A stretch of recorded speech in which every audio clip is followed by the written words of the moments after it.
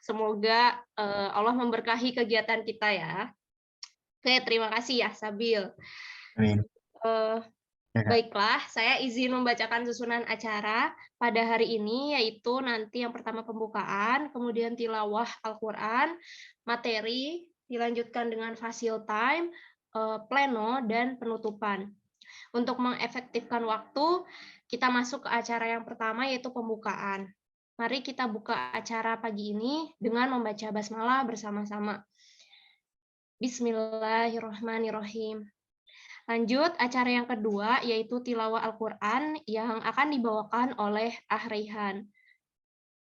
Raihan, apakah sudah siap? Beliau, apa suara saya sudah terdengar? Oke, sudah terdengar. Baik, kepada Raihan saya persilakan.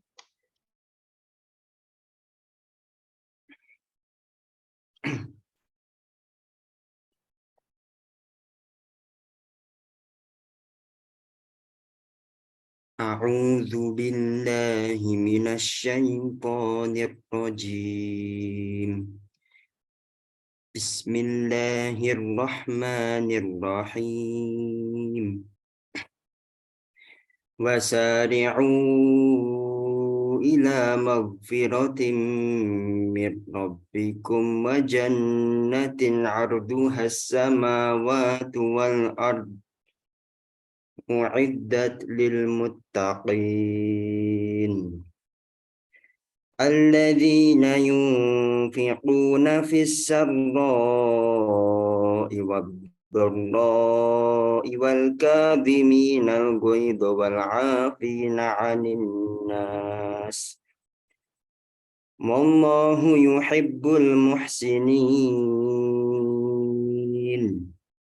والذين إذا فعلوا فاحشة أو ظلموا أنفسهم ذكروا الله فاستغفروا لذنوبهم ومن يغفر الذنوب إلا الله ولم يسروا على ما فعلوا وهم يعلمون أولئك جزاؤهم مغفرة من ربهم وجنات تجري من تحتها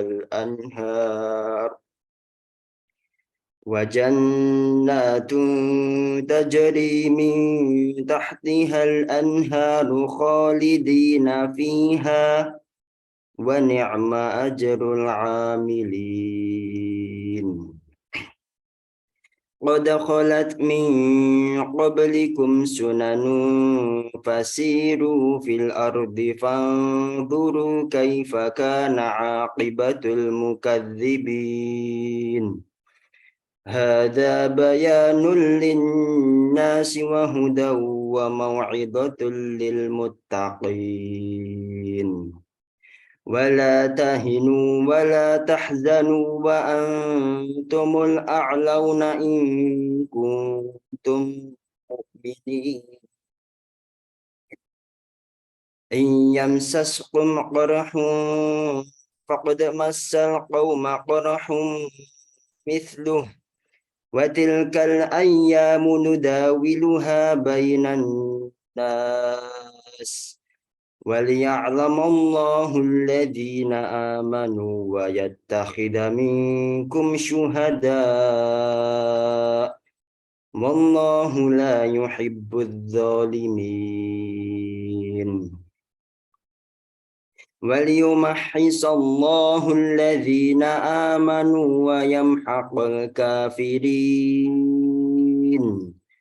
أم حسبتم أن تدخلوا الجنة ولما يعلم الله الذين جاهدوا منكم ويعلم الصابرين.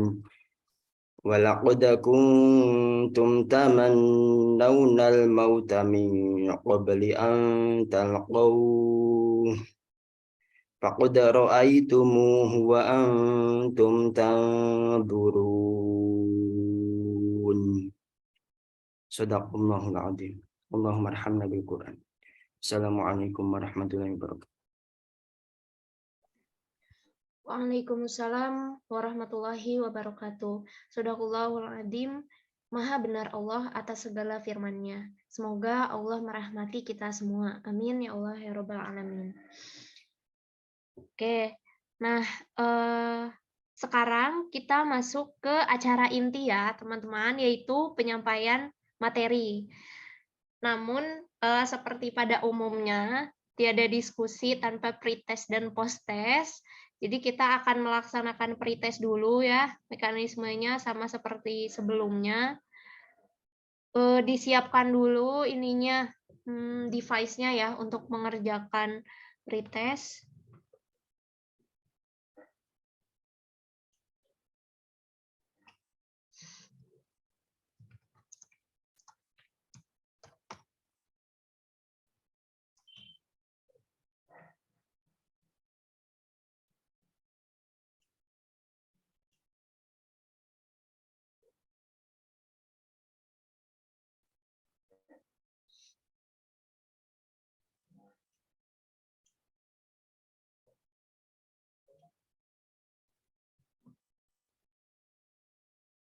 Oke, silakan bisa dibuka linknya. Untuk waktu pengerjaannya 10 menit ya, teman-teman. 10 menit dimulai dari sekarang.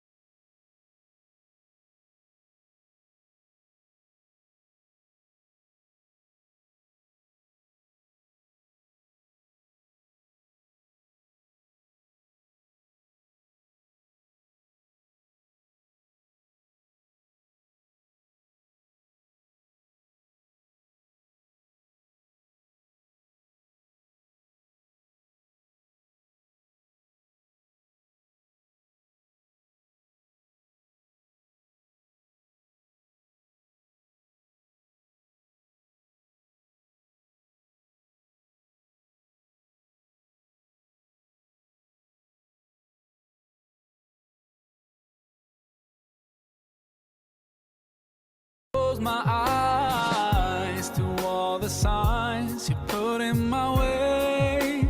I walked every day further and further away from you. Ooh, Allah, you brought me home. I thank you with every breath I take. Alhamdulillah, Alhamdulillah, all praises to Allah, all praises to Allah. Alhamdulillah, Alhamdulillah, all praises to Allah, all praises to Allah. I never thought about all the things you have given to me. I never thanked you once. I was too proud to see the truth and prostrate to you until I took the first step, and that's when you opened the doors for me. Now, Allah, I realize what I was missing by being far from you. Alhamdulillah, Alhamdulillah, praises to Allah, all praises to Allah. Alhamdulillah, Alhamdulillah, all praises to Allah, all praises to Allah.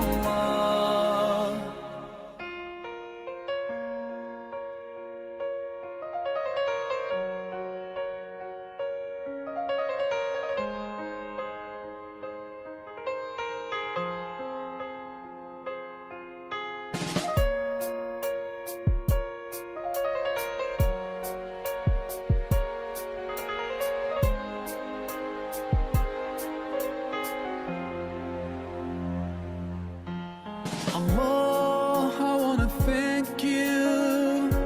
I wanna thank you for all the things that you've done. You've done for me through all my years I've been lost. You guided me from all the ways that were wrong. Indeed, you gave me hope. Oh, Allah, I wanna thank you. I wanna thank you for all the things that you've done. You've done for me through all my years I've been lost. You've guided me from all the ways that were wrong. I wanna thank you for bringing me home. Alhamdulillah, Alhamdulillah, all praises to Allah, all praises to Allah. Alhamdulillah, Alhamdulillah, all praises to Allah, all praises to Allah.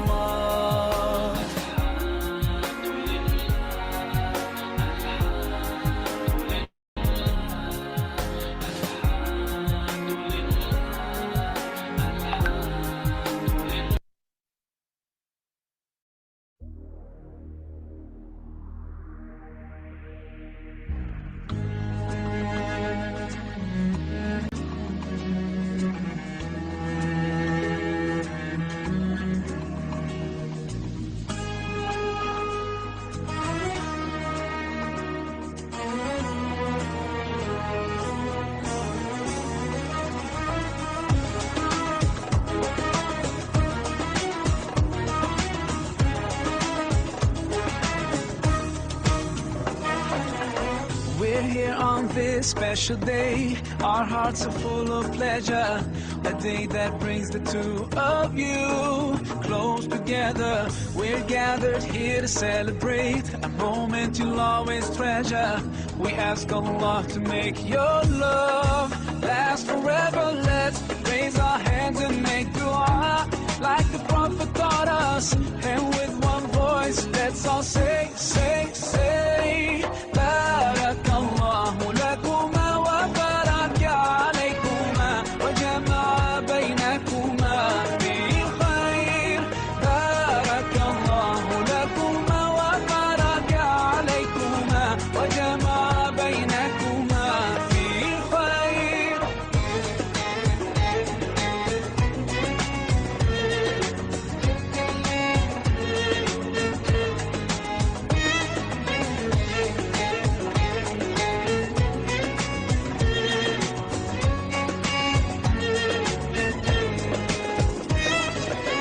From now you'll share all your joys, through hardships support each other, together worshiping Allah, seeking His pleasure. We pray that He will fill your life with happiness and blessings, and grant you kids who make your home filled with laughter. Let's raise our hands and make dua like the Prophet taught us, and with one voice let's all say, say, say, Barakallahu lakuma wa baraka alaykuma wa jama'a baynakuma bil khair. Barakallahu lakuma wa baraka alaykuma wa jama'a baynakuma bil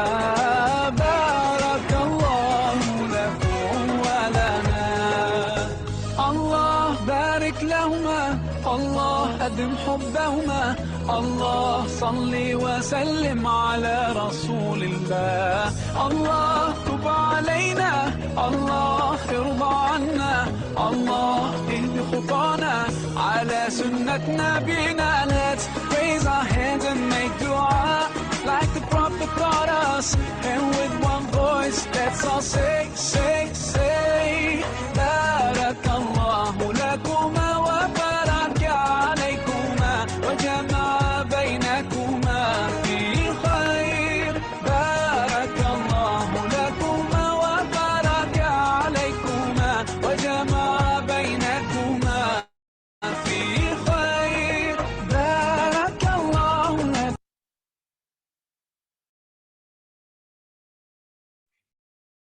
Baik, waktu pengerjaan pretest sudah habis ya teman-teman. Terima kasih sudah mengisi soal pretestnya.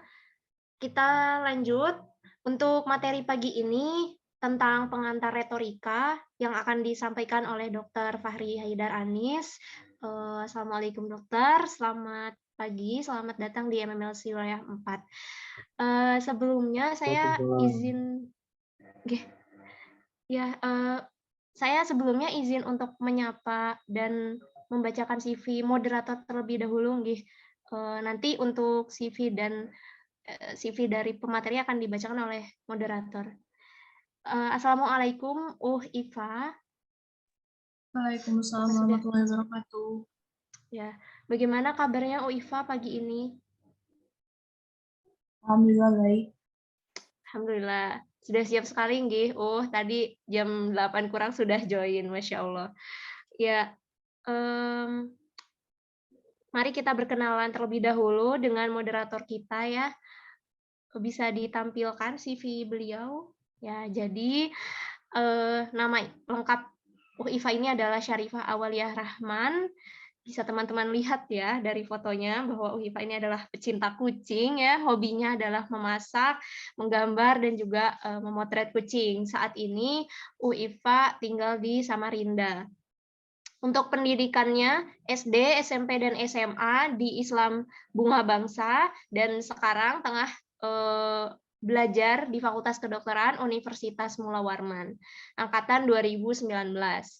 Untuk pengalaman organisasi, komunitas, dan lain-lain, Iva ini memang aktif ya di KMM Ashifa FK Unmul dari tahun 2019 sampai sekarang sebagai berkontribusi di Departemen Syiar Media ya. Kemudian di Full DFK juga berkecimpung, pernah menjadi staf KKIA dan sekarang menjabat sebagai sekretaris. Kemudian di Hima Kedokteran FK Unmul, dan juga sebagai relawan screening di Bubuhan Donor Darah Samarinda. Bisa di-scroll lagi. Nah, ini untuk penghargaannya ya. Beliau ini menjuarai New Normal Poster Competition yang diadakan oleh Infocom BEM FK Unmul tahun 2020. Kemudian baru-baru ini memenangkan lomba kaligrafi yang diadakan oleh Madani FK Unimus. Lalu ternyata beliau ini juga mendapatkan pendanaan PKM RE Dikti ya. PKM RE Dikti tahun 2021 dan juga pernah mengikuti International Relations Paper Competition dan mendapatkan predikat juara 3. Untuk keterampilan yang beliau miliki ini, beliau adalah pendengar yang baik, kemudian memiliki kemampuan untuk teamwork dan juga empati. Ya. Masya Allah, semoga semangat untuk produktif dan prestatifnya Iva ini bisa meluar ke kita semua. Izin untuk mengoreksi ya, tadi untuk judulnya adalah Gerakan Dakwah Islam, nggih. Ya, baik, saya serahkan kepada Iva. Tafadhol, Ya baik, terima kasih Retno atas kesempatannya. Jadi sebelumnya perkenalkan kembali ya teman-teman, nama saya Iva, panggil Iva aja. Jadi untuk hari ini saya diamanahkan untuk menjadi moderator untuk sesi materi kita yang ketiga, yaitu LDF sebagai bagian dari Gerakan Dakwah Islam ya, yang hari ini akan dibawakan oleh Dr. Fahri Haidar Anis. Untuk sebelumnya saya izin menyapa dokter terlebih dahulu. Assalamualaikum dokter, apakah sudah hadir di sini? Waalaikumsalam warahmatullahi wabarakatuh, Iva. Sudah hadir, sudah join Zoom, sudah on Gimana cam. kabarnya, Bu? Sehat, alhamdulillah, luar biasa. Alhamdulillah. Ya, jadi ini dia pemateri kita ya, teman-teman hari ini, Dr. Fakih Haidar Anis. Beliau sebelumnya adalah Ketua Umum dari UDFK ya. Lengkapnya saya akan membacakan terlebih dahulu dari Dr. Fakih Haidar Anis. Bisa minta tolong di share screen.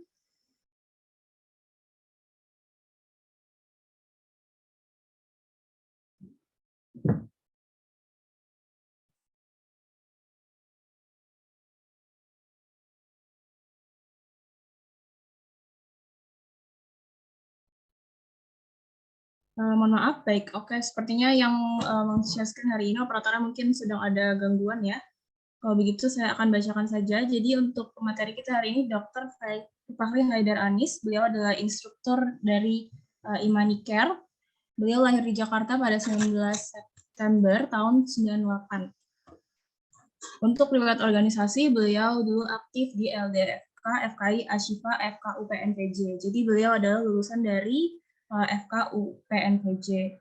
Kemudian dulu juga pernah diberi amanah di LDFK, di Full DFK, mohon maaf, Full DFK yang Dewan Eksekutif Wilayah 3 maupun yang pusat.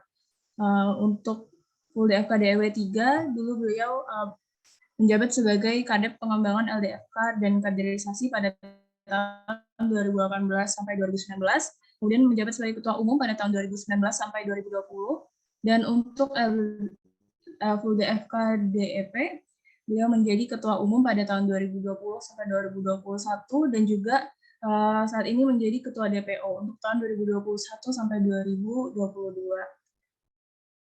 Untuk riwayat penghargaan, ada penghargaan Karya Mahardika Wisudawan Terbaik ke-64 UPNPJ tahun 2020, dan juara 1 MHQ FK UPNPJ. Riwayat pendidikan, ada dimulai dari Madrasah Ibtidaiyah, kemudian SDN Kaliabang Tengah 1, SMPN 5 Bekasi, dan SMA Negeri 1 Bekasi. Lalu yang terbaru adalah S1 Kedokteran UPNPJ. Baik, kita tidak perlu berlama-lama lagi ya, sepertinya kepada Dr. Fakih Haidar Anis, saya persilahkan dia untuk memberikan materi. Oke, terima kasih waktunya. Assalamualaikum warahmatullahi wabarakatuh, teman-teman di wilayah 4. Bagaimana kabarnya hari ini? Semoga semuanya sehat walafiat. Saya saat ini sedang ada di daerah Sukabumi ya, Sukabumi, Jawa Barat, sedang ada baksos. Cukup dalam lokasinya, tapi saya nggak tahu nih sinyal yang didapat teman-teman suaranya gimana, Iva? Lancar dok, alhamdulillah lancar. Lancar ya, semoga terus bertahan ya. Nanti kalau misalnya ada sesuatu yang nggak lancar atau terputus atau hal lainnya, telepon lewat WhatsApp aja ya. Kadang-kadang takutnya saya ngomong ternyata udah terputus gitu. Jadi saya nggak tahu, takutnya begitu. Soalnya nggak lagi di Jakarta, jadi lagi di daerah pedalaman Sukabumi gitu. Jadi khawatir sinyalnya nggak lancar. Oke. Kita mulai ya untuk materi di sesi pertama ya. Ini materi pertama ya untuk di hari Minggu. Bismillahirrahmanirrahim. Puji syukur kepada Allah SWT yang telah memberikan begitu banyak nikmat kepada kita semuanya, terutama nikmat iman dan nikmat Islam. Semoga nikmat tersebut kita bisa mendapatkan pada saat di akhir kematian kita, karena yang kita sama-sama harus tahu, begitu banyak manusia yang selama masa hidupnya baik, tapi di akhir kematiannya banyak melakukan perbuatan maksiat, sehingga nikmat iman dan nikmat Islam tersebut tidak dirasakan ketika sakaratul maut. Alhamdulillah min dzalik, semoga Allah terus memberikan nikmat iman dan iman Islam tersebut sampai akhir hayat kita, sehingga kita meninggal dalam keadaan husnul khotimah. Amin ya rabbal alamin. Kemudian nikmat kesehatan dan nikmat segala sesuatunya dengan kondisi kita saat ini. Saya yakin teman-teman semua dalam kondisi yang nyaman saat ini. Di rumah semua ada, fasilitas ada, makanan ada, baju layak dan seterusnya. Kita sama-sama prihatin terhadap saudara-saudara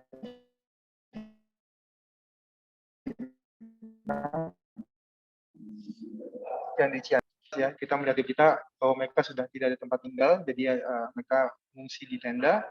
Selain itu, mereka tidak ada, terakhir saya ke sana untuk mereka mandi menggunakan air sungai, ya. Jadi tidak ada air bersih untuk mereka mandi.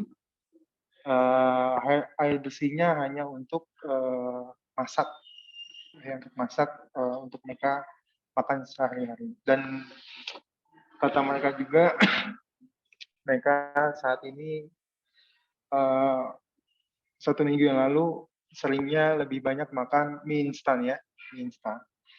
Jadi banyak ujian yang Allah berikan kepada mereka dalam kondisi yang saat ini, dengan berbagai macam penyakit kulit yang saya temui di sana selama pengobatan.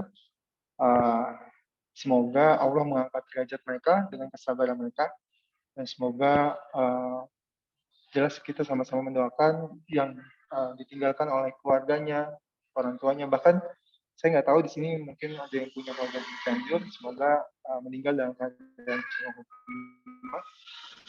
keadaan jihad fisabilillah, insyaallah, dalam keadaan meninggal dalam keadaan bencana. Oke, kemudian salam kepada Rasulullah SAW. Semoga semangat beliau, keteladanan beliau harus kita bisa contoh sebagai pemuda muslim saat ini yang menjadi generasi penerus pengemban dakwah di era saat ini dengan berbagai tantangan saat ini. Kalau misalnya kita berkaca kepada zaman saat Rasulullah, saat Rasul dan juga terutama Rasulullah SAW, yaitu zaman yang lebih sangat tertinggal dengan peradaban yang sangat buruk, tapi Allah memberikan wahyu kepada Rasulullah dan memberikan bimbingan kepada Rasulullah. Akhirnya Rasulullah bisa membawa cahaya Islam, sehingga timbullah peradaban yang baik dan pengembangan ilmu pengetahuan, sehingga terus diteruskan sampai saat ini, sehingga semangat para Rasul, sahabat kita sampai saat ini kita bisa teruskan untuk terus mengembangkan ilmu pengetahuan di bidang kedokteran dan dalam hal dakwah sesuai dengan profesi kita dan juga kewajiban kita meneruskan apa yang Rasulullah sudah lakukan dan para sahabat. Oke, sebelum saya sampaikan materi tentang LDFK sebagai gerakan dakwah, saya harap teman-teman bisa menyimak video ini terlebih dahulu di YouTube, ya. Semoga bisa menjadi brainstorming awal. Silakan untuk disetel. Untuk saat ini lancar ya, Iva? Lancar, dokter. Oke, silakan.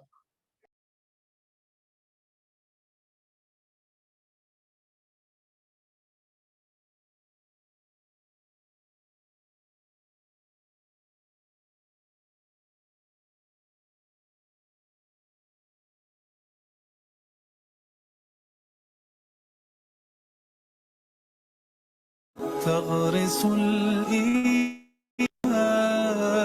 فينا أحرص الناس علينا أقرب الناس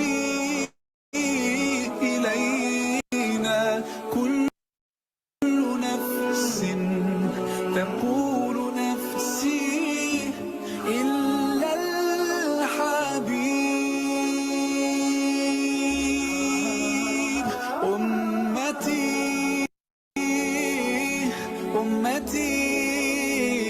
يقولها لنا يوم القيامة. أمتي أمتي يقولها شفاعة أنا لها أنا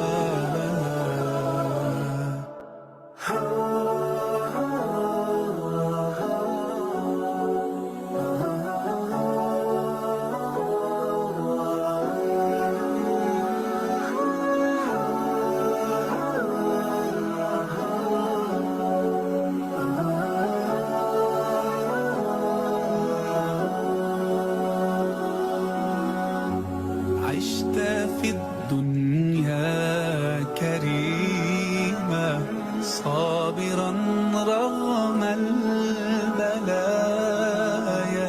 عشت إنسانا رحيما لطفك عم البرايا. كل نفس تقول نفسي إلا الحبيب. أمتي أمتي يقولها لنا يوم القيامة. أمتي أمتي يقولها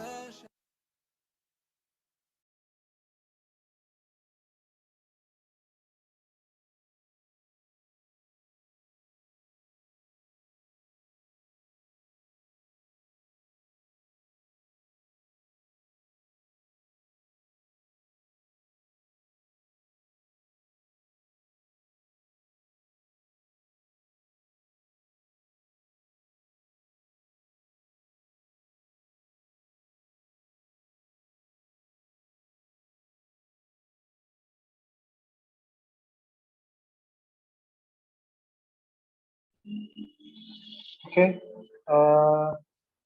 terima kasih atas tayangan videonya. Kalau kita menyimak video tersebut ya, mungkin ada yang merasa sedikit terbuka pikirannya. Kok kita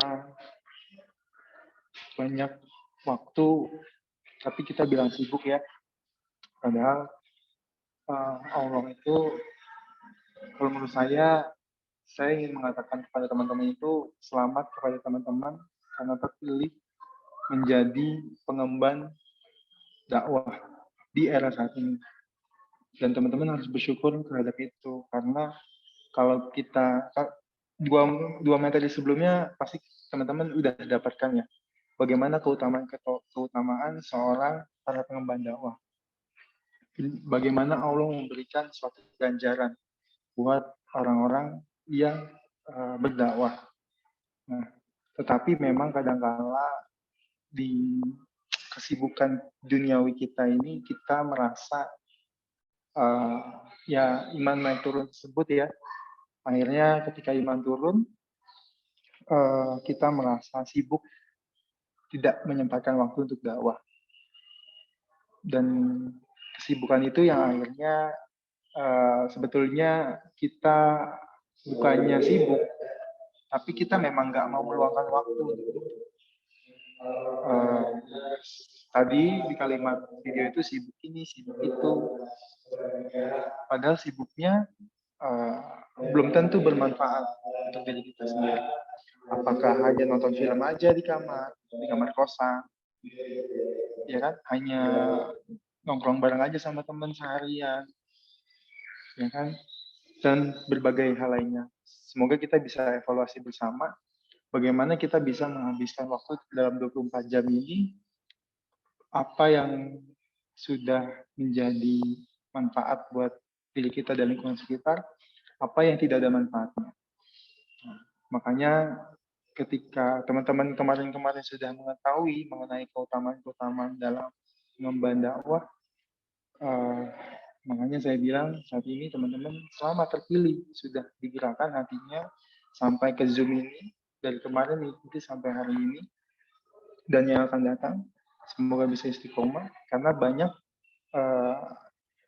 yang seumuran teman-teman itu yang lebih asik dengan hiburan duniawi yang mungkin kita bisa katakan kurang ada manfaatnya. Ya, oke. Semoga itu bisa menjadi iman booster buat kita semua. Saya di sini membawakan materi mengenai LDFK sebagai gerakan dakwah. Nah, karena sebelumnya udah ada materi tentang metodologi dakwah Islam, sebagian besar di materi ini saya bawakan mengenai dakwah dan amal jama'i, dan juga mengenai full DFK dan LDFK secara singkat.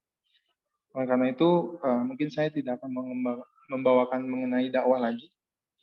Jaifa udah dijelaskan ya waktu sama Ustadz siapa ya tentang metodologi dakwah.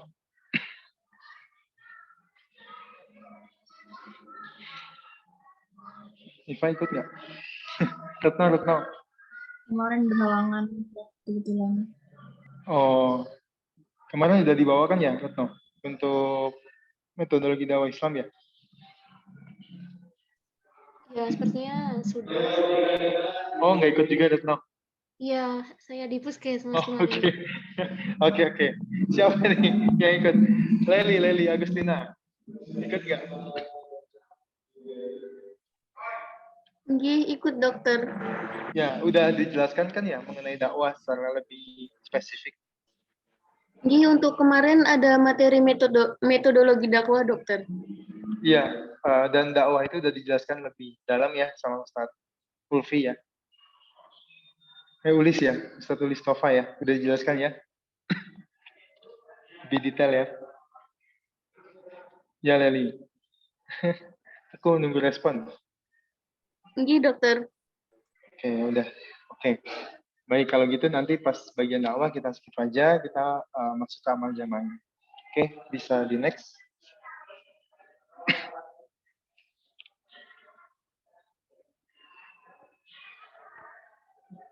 Di saya masih di slide pertama. Oke, slide kedua sekarang. Semoga kita bisa interaktif, teman-teman. Saya ingin bertanya kepada salah satu partisipan, satu ikhwan, satu akhwat. Ikhwan dari siapa nih? Saya menemukan pertama kali ada Lutfi Hakim Kurniawan. Assalamualaikum Mas Lutfi. Assalamualaikum. Ya, salam kenal Mas Lutfi. Saya mau bertanya sama Mas Lutfi. Mas Lutfi dari mana nih? Saya dari LDF. Universitas apa? UNS. Apa? UNS Solo. UMS, oke UMS. Angkatan 2000? 2021. 2021, berarti baru tahun kedua ya di kampus ya. Oke. Mas Lutfi pernah nggak berpikir tentang tujuan hidup Mas Lutfi? Yang paling jauh, yang paling tinggi, tujuan paling tingginya Mas Lutfi? Life goals-nya. Pernah nggak difikirkan itu? Kalau pernah difikirkan, kira-kira apa life goals dari Mas Lutfi? Bisa sharing ke teman-teman nih. Terkait pertanyaan semua. Ya, baiklah. Mohon izin terkait ini ya. Jadi aku untuk berpikir salah satu ayat di surat apa ya lupa. Nabi Isa. Halo? Kok putus-putus ya di saya, Retno? Iva. Masolati mahyaya mati di bulan alam. Kedengeran.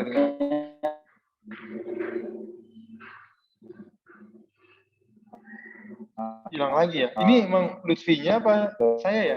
Iva. Di saya Lutfinya juga. Oke. Perbuatan itu untuk meraih dari Mas Lutfi, tadi saya tangkap sedikit tentang ini ya, bacaan doa iftitah ya. Ya, iya nggak sih? Teman-teman ada yang bisa bantu? Mas Lutfi tadi baca doa iftitah ya?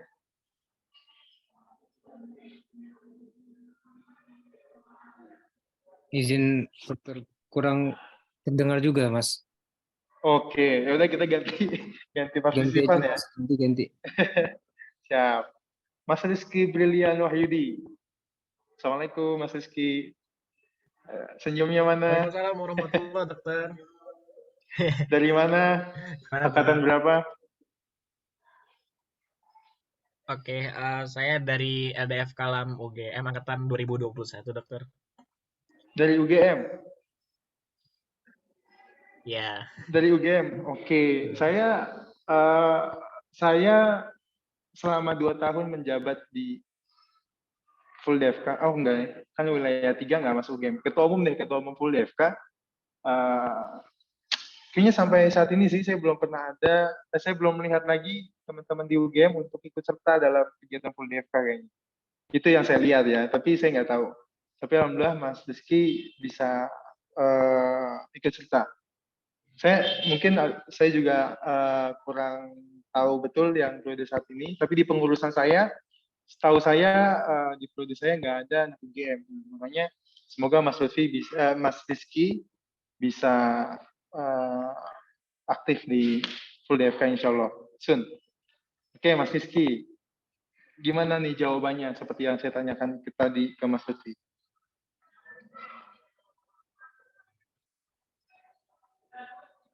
mohon maaf dokter, pertanyaannya. Oke, pertanyaannya, Mas Rizky pernah berpikir nggak tentang tujuan hidup Mas Rizky tertinggi, yang paling tinggi, pokoknya yang paling superior lah. Itu apa? Pernah dipikirkan nggak? Kalau boleh tahu, kita bisa sharing ke teman-teman. Oke. Simpel sih Dok, Iya. sebenarnya. Ini dicatat namanya ya, alamat dalam rumahnya dicatat, nomor teleponnya. Harus didatengin ya. Canda Mas. Lanjut. Oke, baik. Sebenarnya simpel untuk tujuan hidup saya ya. Ini memang benar-benar filosofis, tapi ya tujuan hidup saya ya untuk beribadah kepada Allah.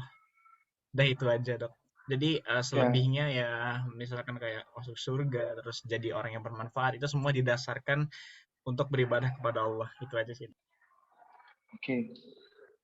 Jadi maksud dari beribadah kepada Allah itu seperti apa, Mas Rizky, kalau boleh dijabarkan? Maksudnya ini kan Mas Rizky sekarang aktif dalam mahasiswa kedokteran. Ibadah kepada Allah, tujuan Mas Rizky itu seperti apa ibadah yang Mas Rizky maksud? Oke. Ibadah yang saya maksud itu mungkin bisa diturunkan di aktivitas saya sehari-hari ya dok. Itu melakukan semua aktivitas sehari-hari 24 jam itu mengusahakan supaya yang saya lakukan itu diridhoi dan dicintai sama Allah. Jadi intinya buat Allah itu cinta sama saya gitu. Makanya saya beribadah. Sip. I get the point. Terima kasih Mas Rizky atas jawabannya. Saya lanjut ke Afan ya. Ada Aufani dan Zakia. Silakan perkenalkan diri. Assalamualaikum. Waalaikumsalam warahmatullahi wabarakatuh.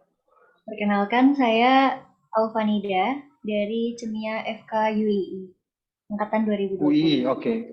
Siap, 2020. Apa jawabannya, Alfanida?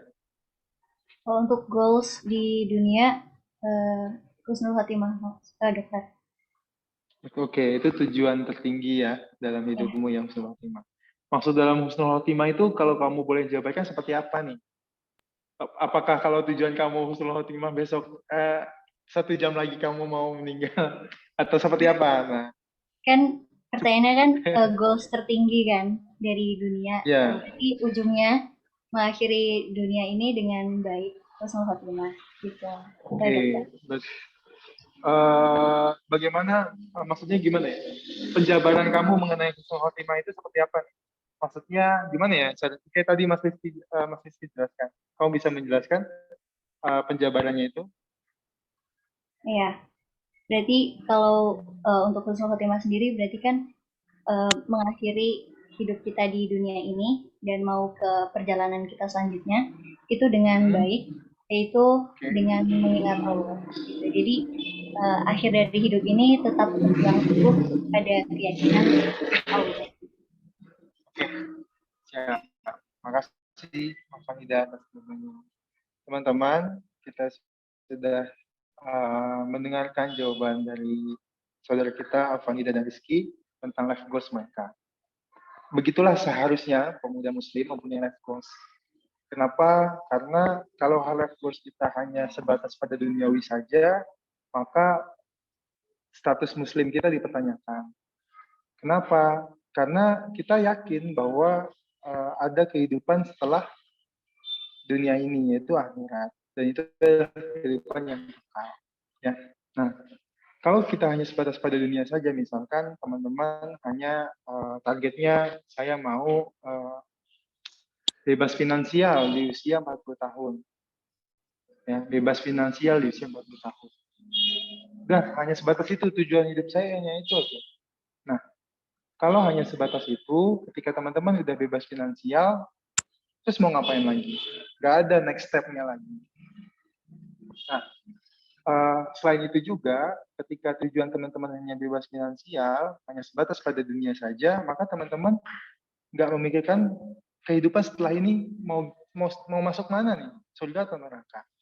Nah, kalau itu nggak dipikirkan, hanya sebatas pada dunia saja, maka untuk mencapai bebas finansial itu, ini contoh ya, maka teman-teman melakukan yang halal dilakukan, yang haram pun dilakukan. Jadi step by step untuk mencapai bebas finansial itu tidak didasarkan atas ridho dari Allah SWT. Karena life goals teman-teman ya hanya sebatas bebas finansial, tidak mempedulikan tentang akhirat. Jadi step by stepnya tidak mempedulikan apa itu halal, apa itu haram. Yang penting bebas finansial kok life goals-nya. Kalau udah mencapai life goals itu nggak ada lagi, yang penting bebas finansial. Nah, seharusnya pemuda muslim, terutama para pengemban dakwah saat ini, tidak hanya sebatas pada dunia saja, yaitu harus jauh ke depan, yaitu ridhonya Allah. Sehingga harapannya kita mau mendapatkan tempat yang abadi, kan, surganya Allah SWT. Itu life goals kita. Sehingga turunannya, ketika kita mempunyai life goals seperti itu yang dijelaskan oleh Alfanida dan Mas Rizky, maka apa yang mau step by step untuk mencapai itu, misalkan teman-teman sekarang punya target menjadi seorang bebas finansial, dokter yang bebas finansial di usia 40 tahun dengan berbagai sayap-sayap bisnisnya. Nah, maka teman-teman ketika sekarang menjadi mahasiswa kedokteran pun memikirkan, karena life goals teman-teman adalah ridhonya Allah, maka setiap detiknya, Mas Rizky bilang tadi, setiap 24 jam yang teman-teman lewati, dipikirkan, apakah ini Allah ridho apa enggak? Halal atau haram? Sehingga itu akan tercerminkan atau terefleksikan di dalam keseharian teman-teman. Contoh, teman-teman tahu tentang batasan lawan jenis. Nah, teman-teman tahu tentang ajaran Islam mengenai batasan lawan jenis. Nah, teman-teman di situ, kalau life goals teman-teman ridhonya Allah, bukan hanya sebatas pada dunia, teman-teman berpikir, ini Allah ridho enggak? Itu yang pertama. Contohnya, yang kedua, misalnya teman-teman dalam kegiatan akademis.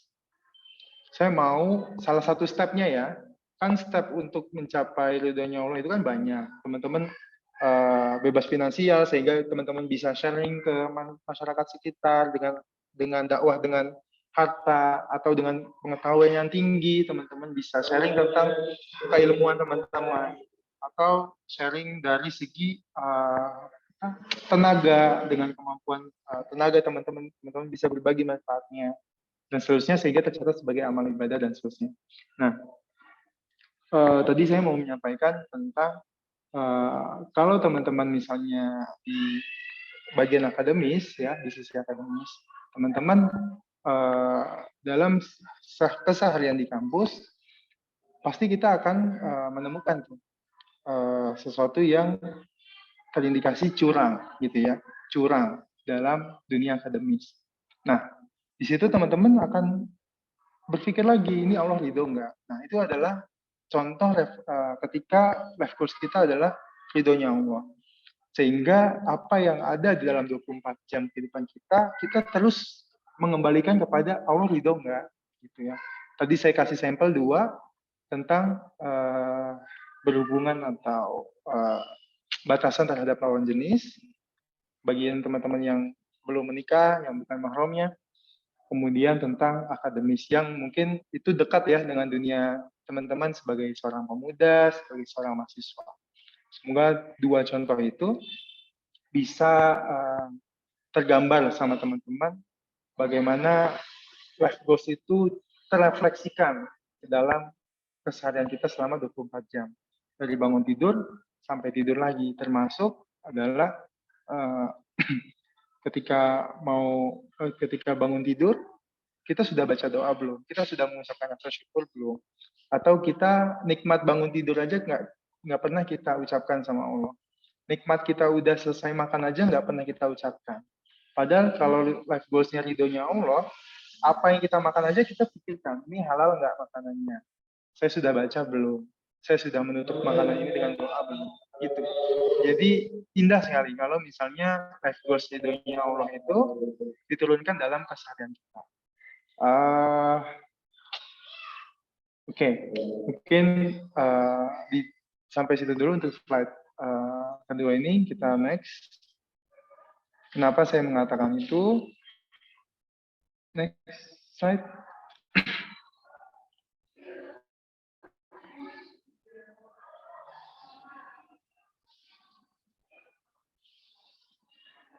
Ya, pada faktanya banyak pemahaman-pemahaman kita saat ini dalam era globalisasi 5.0 saat ini, bahkan teman-teman terdekat kita yang memang life goals-nya hanya dunia saja, gitu ya.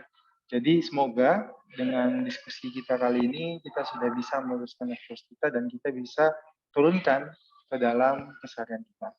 Next slide.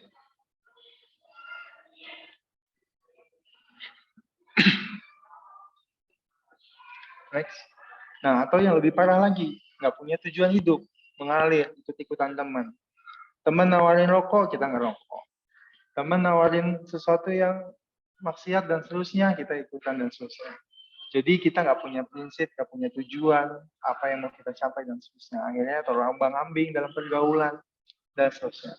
Nah, ini yang lebih berbahaya lagi dibanding tujuannya hidup. Sama-sama berbahaya, cuma ini lebih berbahaya lagi. Oke, next. Nah, ini kenapa sebetulnya life goals kita harus jauh ke depan, karena memang dalilnya sudah jelas kok. Seperti dalam Quran Surah Asyura ini. Intinya, kalau kita mau dunia saja, Allah kasih dunia hanya sebagian, tapi akhirat nggak dapat. Tapi Allah bilang, kalau kamu mau life goals-nya akhirat, tujuannya akhirat, maka dunia pun Allah kasih. Jadi, kalau kita orang yang beriman dan juga Islam yang baik, ketika Allah sudah menjelaskan dalam firman-Nya yang secara eksplisit, maka kita di situ berpikir dan harus meyakini bahwa ketika kita hanya mengejar dunia saja, ya udah dunia aja yang dapat. Tapi Allah menjanjikan ketika kita mengejar akhirat, pasti dunia akan dapat. Gitu. Jadi jangan pernah khawatir ketika kita meninggalkan sesuatu itu karena Allah. Termasuk tadi yang saya bilang, berhubungan dengan lawan jenis, ya, interaksi dengan lawan jenis. Kalau kita siap meninggalkan itu karena Allah, insya Allah pasti akan ada yang lebih baik yang menggantikan lawan jenis tersebut, gitu ya, di suatu saat nanti, gitu ya. Itu termasuk bentuk kecurangan-kecurangan itu. Kalau kita meninggalkan sesuatu itu karena Allah, karena kita tahu itu nggak boleh, Allah nggak ridho, maka pasti Allah akan ganjar dengan sesuatu yang baik yang memang nggak pernah bisa kita hitung secara matematik apa yang Allah berikan sama kita. Nah, itu balik lagi soal keimanan. Nah, kalau kita bahas soal keimanan, teman-teman, mungkin saya hanya sedikit diskusi ya. sama siapa ya? Mas Jaka Ogan. Assalamualaikum Mas Jaka. Kita sering interaksi aja ya, nggak masalah ya. Waalaikumsalam Mas Ustaz. Jaka Ogan. Wih kok Ustadz? Kak aja Kak. Saya Oh bukan iya, Ustadz. apa? Jangan ketinggian Kak Ustadz. Jangan. Kak aja Kak Fahri atau Mas Fahri terserah. Kita saling sebagai teman aja, teman mungkin karena saya lebih dulu menjalaninya, lebih banyak mencicipi kehidupan, jadi mungkin bisa lebih sharing. Mas Jaka dari mana? Angkatan berapa? Jadi perkenalkan, saya Zaka dari Kedokteran Umum 2021 Universitas Muhammadiyah Yogyakarta. WMI. Dulu Oke. saya mau masuk WMI, Mas Jaka. Oh gitu. Tapi ya waktu negeri belum buka ya, maksudnya untuk kalau saya nggak diterima, saya masuk WMI. Nah, tapi karena saya dapat di UPN, nah lebih murah kan? Nah, karena lebih murah saya lebih Alhamdulillah. ya, oke. Sip. Kalau gitu saya mau tanya sama Mas Jaka. Kira-kira buat Mas Jaka, banyak nggak sih manusia atau pemuda lah ya di sekitaran kita yang padahal kan Islam jelas ya, dari bangun tidur sampai tidur lagi itu udah mengajarkan dengan detail ya Mas Jaka ya. Sepakat ya? Sepakat Ustaz. Kak. Nah, kenapa sih banyak orang-orang yang tidak mau menjalankan apa yang Allah perintahkan? Justru mereka sekarang justru paham-pahamnya, mereka agamanya Islam, tapi mereka punya paham LGBT, punya paham tentang perempuan itu harus begini, begitu ya. Yang terlalu over yang akhirnya nggak sesuai lah dengan ini ya, pemahaman baru itu yang mungkin kita udah terdengar saat ini. Menurut Mas Jaka, kenapa kemaksiatan itu terjadi pada saat ini? Selain dari nafsu, godaan setan, dan seterusnya. Jadi kalau menurut saya sebenarnya banyak faktor ya Ustaz.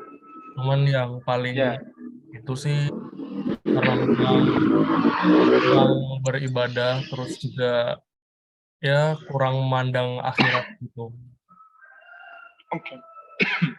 Banyak nggak di sekitar Mas Jaka yang Mas Jaka temui bahwa mereka memandang agama ini hanya sebatas budaya, atau maksudnya gini, agama ini hanya keturunan saja. Maksudnya ya saya Islam. Kenapa? Karena orang tua saya Islam. Saya Islam kenapa? Karena sejak lahir saya Islam. Gitu. Banyak nggak sih yang seperti itu, yang akhirnya dia nggak mau mendalam tentang agamanya, hanya nice to know aja gitu. Banyak Mas Jaka. Iya banyak Dok. Di sekitar Mas Jaka nih, banyak ya? Banyak. Nah, oke. Terima kasih atas jawabannya. Jadi teman-teman, boleh teman-teman evaluasi di sisi teman-teman seperti apa, termasuk diri kita sendiri.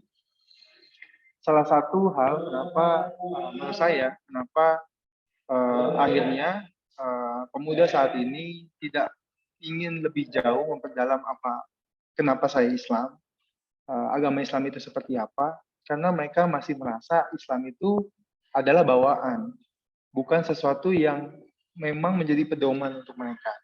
Jadi hanya keturunan gitu. Nah, itu yang akhirnya dalam segi berpikir, ketika mereka nggak paham kenapa mereka Islam, akhirnya ya hanya sekedar lewat aja. Islam itu hanya sebagai logo atau titel yang menempel seperti itu. Agamanya apa? Islam, udah selesai.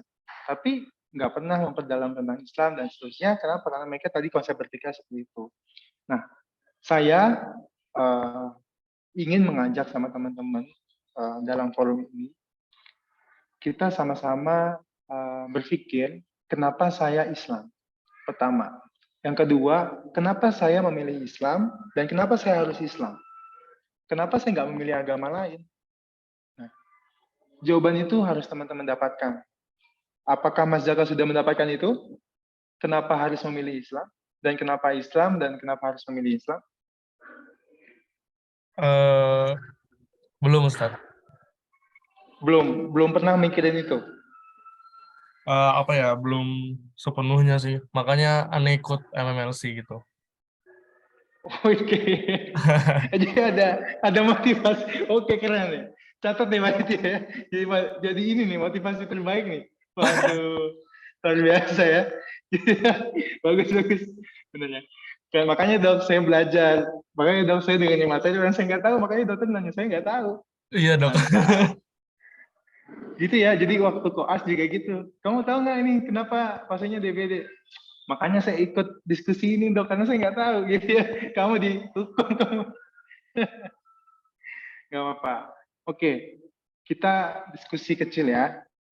Jadi kenapa saya Islam dan kenapa saya harus Islam? Kenapa saya nggak memilih agama lain? Atau bahkan kenapa saya harus ada Tuhan? Emang Tuhan itu ada? Nah, menurut saya kita itu harus mencapai ke titik itu. Kalau kita ingin kesadaran beragama secara penuh, secara kafah itu terus ada di dalam diri kita. Sehingga apa yang kita kerjakan, kita punya alasan. Kenapa saya mengerjakan sholat? Kenapa saya harus yakin tentang takdirnya Allah? Kenapa saya harus yakin tentang Allah? Ya kan? Kenapa saya harus? Karena gini, rukun iman 6. Oke, hanya sekedar hafal. Itu kan bahaya. Akhirnya kan orang sekarang rukun iman itu hanya sekedar hafalan. Gitu. Dan rukun Islam juga hanya sekedar hafalan. Maksud saya, kenapa kita nggak boleh hanya sebatas itu, hanya sebatas keturunan, hanya sebatas sudah dari lahir dan seterusnya. Karena itu akan berdampak sama motivasi kita, alasan-alasan kita, kenapa kita harus melakukan ini. Ya, kenapa kita harus sholat, kenapa kita harus beragama Islam, kenapa Tuhan saya Allah, kenapa Rasul saya Muhammad yang harus saya ikuti sunnah-sunnahnya. Itu semua akan bisa terjawab ketika teman-teman mencari tahu kenapa saya Islam. Dan dari situ teman-teman akan mempelajari lebih jauh lagi ketika teman-teman sudah merasa yakin, oke, gue memilih Islam. Karena saya sudah mencari tahu tentang A sampai Z tentang Islam. Dan saya sudah mencari tahu tentang A sampai Z tentang agama lain. Dan saya sudah mencari tahu tentang A sampai Z tentang ketuhanan. Seperti Nabi Ibrahim kan, Tuhan sembah matahari, sembah bulan, sembah bintang, dan seterusnya. Akhirnya sampailah kepada dapat hidayah Islam, dan seterusnya. Nah, saya sharing sedikit. Mas Zaka, boleh saya sharing? Nggih, boleh dok. Oke, teman-teman saya izinkan. Saat waktu saya SMA, saya pernah berada di titik ini. Yaitu saya menanyakan tentang keislaman saya. Kenapa sih saya Islam? Kenapa saya harus percaya adanya Tuhan? Itu saat saya SMA. Karena waktu SD SMP itu saya Islam itu ya hanya biasa aja. Maksudnya ya nice to know dan ya udah jalanin apa yang udah biasa diajarin aja. Tapi sebenarnya saya nggak pernah tahu ini kenapa saya jalan ini gitu dan seterusnya. Kenapa saya percaya adanya Allah dan seterusnya. Nah itu hanya dan itu timbul saat saya SMA. SMA saya menanyakan, kenapa saya Islam ya? Kenapa sih saya sholat sekarang? Kenapa sih saya harus beribadah sama Allah? Emang Rasulullah itu kenapa harus kita ikuti? Gitu. Nah, di situ akhirnya saya pertama kali mencari tahu tentang sebenarnya ada Tuhan nggak sih? Nah, saya belajar tentang ilmu antariksa saat itu. Tentang ilmu antariksa, tentang planet, galaksi, ya, black hole, dan seterusnya lah, tentang antariksa itu. Ini perjalanan saya dan mungkin kita beda-beda. Di situ akhirnya saya meyakini bahwa pasti ada Tuhan. Nggak mungkin nih. Langit pertama aja itu belum tercapai oleh kemampuan manusia. Sedangkan ada 7 lapis langit yang memang ilmu pengetahuan itu meyakini itu. Ya. Dan kita belum mencapai langit pertama itu secara keseluruhan. Dan banyaklah pikiran-pikiran saya saat itu ketika saya mempelajari antariksa lebih jauh. Dari situ akhirnya saya meyakini bahwa pasti ada Tuhan. Nggak mungkin dunia ini nggak ada Tuhan kalau segala sesuatunya begitu sempurna teratur. Semua mengelilingi orbitnya masing-masing. Kita mengelilingi matahari, planet-planet ini. Matahari mengelilingi bintang lainnya. Bintang lainnya mengelilingi bintang lainnya, dan seterusnya, dan seterusnya. Ini nggak mungkin nih kalau nggak ada Tuhan. Nah, itu cara saya. Maksudnya mungkin teman-teman punya cara yang lainnya. Dari situ akhirnya saya meyakini bahwa pasti ada Tuhan. Tapi belum sampai di situ. Yang kedua, oke, saya percaya adanya Tuhan. Tapi perlu nggak adanya agama? Kenapa saya harus kenapa saya harus memeluk agama? Dan agama apa yang harus saya peluk? Gitu ya. Nah, di situ akhirnya waktu SMA itu kelas 2 kayaknya, saya memperdalam tentang perbandingan antara agama satu dengan yang lainnya, perdebatan antar ulama tiap agama, dan akhirnya di situ saya mengambil kesimpulan bahwa oke, gue memilih Islam. Karena semuanya itu saya berdiam diri, saya berpikir tentang apa yang sudah saya cari tahu, dan semua masuk ke dalam rasional saya, oke, saya memilih Islam. Saya percaya adanya Tuhan, dan saya memilih Islam. Dari situlah akhirnya alasan-alasan setiap saya melakukan ibadah dan seterusnya bisa lebih saya yakini, lebih saya lega rasanya. Karena saya sudah meyakini, saya sudah mencari tahu kenapa harus ada Tuhan dan kenapa saya memilih Islam. Nah, semoga kita bisa mencapai ke titik itu. Kenapa? Karena dengan kita punya pemahaman yang kuat kenapa kita memilih Islam, kenapa harus ada Tuhan dan kenapa memilih Islam, apapun rintangan yang ada di depan terhadap teman-teman dalam mengemban dakwah, dalam hidup di masyarakat, teman-teman akan kokoh dalam pendirian, dalam pemikiran, dalam perilaku, dalam akhlak, dan seterusnya. Karena dari situ, dari mindset itu, dari pemahaman itu, akan muncul turunan-turunan yang positif. Maka konsekuensinya apa? Maka saya meyakini apa yang Allah ajarkan lewat Al-Quran, apa yang Rasulullah perintahkan lewat sunnah-sunnahnya. Maka saya meyakini, dan karena saya sudah tahu alasannya apa gitu. Makanya dari situ akhirnya timbullah positif-positif itu yang akhirnya sedikit demi sedikit saya perbaiki, tinggal istiqomahan itu yang saya perbaiki.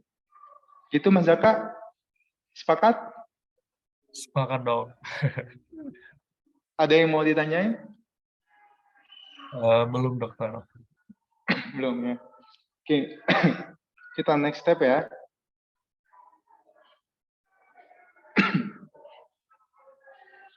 Nah, ini perkataan dari Ibnu Al-Qayyim boleh dibaca. Jadi kita nggak akan pernah bisa selesai dalam mengejar dunia, nggak pernah habis. Selalu merasa nggak puas. Tapi kalau kita mengejar akhirat dan Allah mengizinkan kun fayakun, misalnya Mas Jaka menjadi seorang profesor, ya apapun itu pasti akan ada kemudahan-kemudahan yang Mas Jaka dapatkan kalau Allah sudah mengizinkan. Mau Mas Jaka berjuang seperti apapun, kalaupun fayakun Mas Jaka nggak menjadi profesor, mau ngomong apa gitu ya. Nah, jadi semua atas izin Allah. Jadi ketika kita hanya mengalir dunia saja, kita nggak minta sama yang punya sama dunia ini, buat apa? Nah, gitu ya. Jadi itulah pentingnya iman dan pentingnya Islam. Oke, next.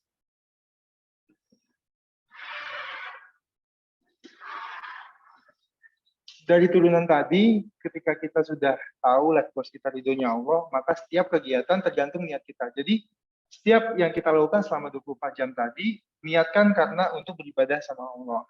Dan itu diturunkan dengan kita memilih mana yang halal, mana yang haram, mana yang Allah ridho, mana yang enggak. Gitu ya maksudnya ya. Okay, next. Jadi niatkan yang benar. Jangan sampai niatnya karena seseorang, ya, karena pengen dilihat dan seterusnya dan seterusnya.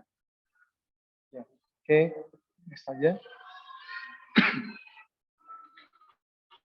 Ya, kita sudah banyak mendengar dalil ya, apa sih tujuan manusia untuk diciptakan, untuk beribadah, dan seterusnya.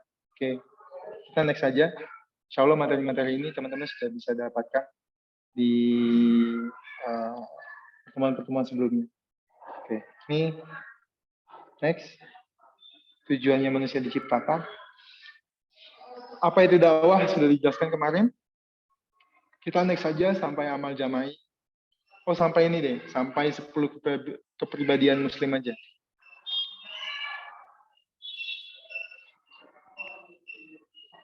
Iva, Assalamualaikum. Waalaikumsalam warahmatullahi wabarakatuh ya dok. Udah habis ya waktunya? Kurang 2 menit lagi sih dok. Oh, udah kurang 2 menit lagi. Ya. Terus gimana? Mau ditutup apa gimana?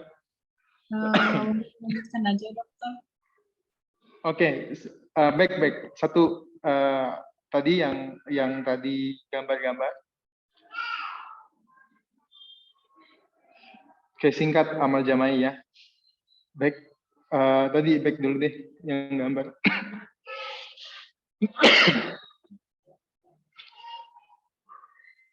Yang gambar sebelum ini. Baik lagi, satu lagi. Nah ini, kalau kita diskusi sama mereka, saya dapat pastikan pemahaman yang saya katakan tadi itu belum ada pada diri mereka. Kenapa mereka Islam? Kenapa mereka memilih agama Islam ini? Dan kenapa mereka meyakini bahwa Allah Tuhannya, Rasulullah itu nabinya? Saya yakin mereka belum memahami soal itu. Makanya ini fenomena yang terjadi saat ini tugas kita bersama untuk sama-sama menyebarkan pemahaman-pemahaman yang baik tentang Islam ini kepada orang-orang yang ada di sekeliling kita, sehingga generasi Indonesia yang akan datang sama-sama yang kita cita-citakan menjadi generasi emas, tentunya dengan agama yang kokoh, gitu ya. Oke, ini tugas kita bersama teman-teman. Semoga kita bisa merubah itu. Oke, next. Gambar ini saya maksudkan sebelum kita merubah orang lain dalam jangka yang lebih luas lagi, maka kita harus bisa meningkatkan kualitas diri kita. Nah, seringkali karena waktu, jadi saya diskusinya saya pending dulu, langsung satu arah ya. Seringkali ketika kita melihat orang-orang yang berhasil di lingkungan kita, di sekitaran kita, yang mempunyai keunggulan dibanding sekitarnya, maka kita ingin mencontoh apa yang sudah mereka lakukan, gitu ya. Mereka waktu muda ngapain sih? Apa sih yang sehari-hari mereka lakukan? Kita ingin mencontohnya itu. Kita gali tuh supaya kita bisa tokoh yang kita lihat saat ini berhasil, kita ingin mencapai seperti itu. Maka kita gali seperti apa sih kesehariannya dan seterusnya. Nah, maksud saya, teman-teman sebagai pengemban dakwah wajib mengembangkan kualitas diri teman-teman. Seperti 10 ciri pribadi muslim ini. Kenapa saya bilang kita wajib mengembangkan kualitas diri kita? Ketika kita sudah mampu meningkatkan kualitas diri kita, secara tidak langsung, lingkungan kita akan terkena dampaknya. Orang-orang di sekeliling kita secara tidak langsung akan mencari tahu tentang kita. Seperti apa keseharian kita. Nah, ketika teman-teman sebagai seorang pemuda muslim yang baik secara keislaman, maka teman-teman di situ dengan mudah menyampaikan soal dakwah. Dan itu apa yang teman-teman lakukan dalam keseharian teman-teman akan menjadi inspirasi buat orang lain. Ya, misalnya keseharian teman-teman mengenai sholat tepat waktu di masjid bagi yang laki-laki, gitu ya. Kemudian memenuhi tanggung jawab dalam setiap amanah yang diberikan, baik di lingkungan kampus, misalnya ada tugas kelompok, teman-teman diberikan tugas, teman-teman bertanggung jawab sama tugas itu kan contoh yang diberikan. Kemudian teman-teman bisa memimpin kelompok itu, kelompok kecil yang ada di kampus. Teman-teman bisa membawa kelompok itu menjadi lebih unggul dibandingkan yang lain. Ya. Teman-teman secara individu juga unggul dibandingkan yang lain. Maka teman-teman secara tidak langsung akan dijadikan role model kepada di lingkungan teman-teman. Nah, ketika sudah menjadikan role model itu, maka mereka akan terinspirasi sama apa yang teman-teman lakukan setiap harinya. Mereka melihat teman-teman baca Quran, insya Allah mereka akan terinspirasi dan mengikuti apa yang teman-teman lakukan. Ibadah dan seterusnya. Tapi kita harus bisa mencontohkan itu. Kalau misalnya datang ke kampus, kalau kita sering terlambat, berarti harus kita ubah. Ya. Kemudian ketika kita mendapatkan tanggung jawab, mengerjakan tugas, kita nggak menyusahkan teman kita karena menunggu tugas kita belum selesai. Nah, itu kan role model yang jelek bagi seorang pemuda muslim. Dan itulah faktanya saat ini. Yang tidak bisa kita banyak kekurangan untuk memberikan contoh kepada lingkungan kita, terutama sebagai pengembangan dakwah, untuk bisa mencerminkan sesuatu hal-hal yang baik, tanggung jawab terutama. Jadi itu tadi, diberikan tugas, diberikan amanah untuk memimpin kelompok, diberikan sesuatu sama orang tua dan seterusnya. Tidak ada yang tertinggal, tidak ada yang menyusahkan orang lain. Sehingga kalau teman-teman kita menyusahkan orang lain karena kita meninggalkan kewajiban kita, sudah dikasih tugas kelompok, kita meninggalkan kewajiban kita, akhirnya nyusahin teman-teman yang lain, teman-teman yang backup tugasnya. Gimana kita mau didengar dakwahnya? Gimana orang mau ngikutin apa yang kita bilang? Orang kita sendiri aja nggak bisa kok memberikan contoh yang baik. Ngomong apa sih dia? Orang kalau ngerjain tugas di kelompok aja nggak pernah ngumpulin. Mau ngomong apa sih dia? Orang setiap kuliah aja datangnya telat. Mau ngomong apa sih dia? Gitu. Nah, maksud saya, semangat untuk memperbaiki kualitas diri ini, itu yang harus kita tumbuhkan. Nah, tapi maksud saya di sini, saya nggak melarang, bahkan menjadi suatu keharusan yang Rasulullah bilang, sampaikanlah walaupun satu ayat, gimana pun kondisi kita, itu sampaikan, ya, sampaikan aja. Cuman maksud saya berbicara seperti ini adalah, ketika kita meningkatkan kualitas diri kita, ini menjadi suatu, saya tanya Iva, dengar suara saya? Iya, dengar. Iva melihat teman Iva tanggung jawab, leadership-nya bagus, prestasinya unggul. Maka apa yang dia bilang, Iva setuju nggak? Maksudnya, dia punya pemikiran ini tentang ininya, apa namanya? Ketika dia memberikan suatu nasihat sama Iva lebih mau mendengar nggak? Kalau saya ada tergantung apa isi nasihatnya. Ya, benar juga sih. Maksudnya nasihat-nasihat yang baik nih. Misalnya, dia memberikan nasihat sama Iva, lain kali kita tugasnya dikumpulkan tepat waktu ya. Tapi memang temannya Iva sendiri orangnya luar biasa secara kepribadian. Iva lebih mau dengar nggak?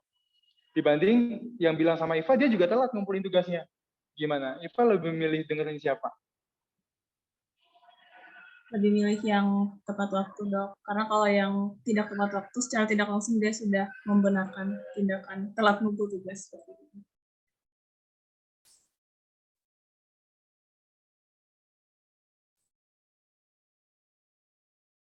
Halo? Halo? Tapi, halo Iva? Ya. Tapi dia mengajak Iva supaya tepat waktu, tapi dia sendiri nggak tepat waktu. Kan Iva sendiri jadi gimana ya? Jadi bete ya tentang yang dia sampaikan kan? Ya kan? Dalam pemikiran kita mungkin kok ngajarin orang tepat waktu sih? Orang sendiri aja nggak mau tepat waktu kok bisa timbul kayak gitu nggak Iva? Ya. Bisa ya. Nah, maksud saya begitu. Jadi sampaikan aja apapun yang kita tahu tentang ayat-ayat Allah, Rasulullah, sampaikan itu kebaikan. Cuman maksud saya nggak bisa dipungkiri bahwa kualitas seseorang itu menentukan dia bisa didengar atau enggak. Walaupun hidayah itu datangnya dari Allah. Kalau kita lihat tentang ayat-ayat dakwah, nggak pernah tuh Allah menyuruh kita untuk capai target supaya orang berubah ya, itu nggak pernah ada. Tapi kalau kita lihat tentang ayat-ayat dakwah, itu kita hanya disuruh berserulah, berbuat, ajaklah untuk kebaikan, saling menasihatilah. Jadi hanya Allah ingin melihat kita, usaha untuk menyampaikan gitu, usaha untuk melakukan. Tapi outputnya Allah nggak nilai. Harus berapa orang, harus jumlahnya berapa yang harus kita ini nggak pernah Allah nilai. Kenapa? Karena hidayah itu ya hanya milik Allah. Tapi Allah hanya ingin melihat sudah menyampaikan belum gitu. Nah, fokus yang saya sampaikan di sini ketika kita menyampaikan sesuatu, maka kita nggak bisa pungkiri dalam kondisi saat ini, siapa sih yang menyampaikan kepada saya? Ya, itu kan dinilai sama orang lain.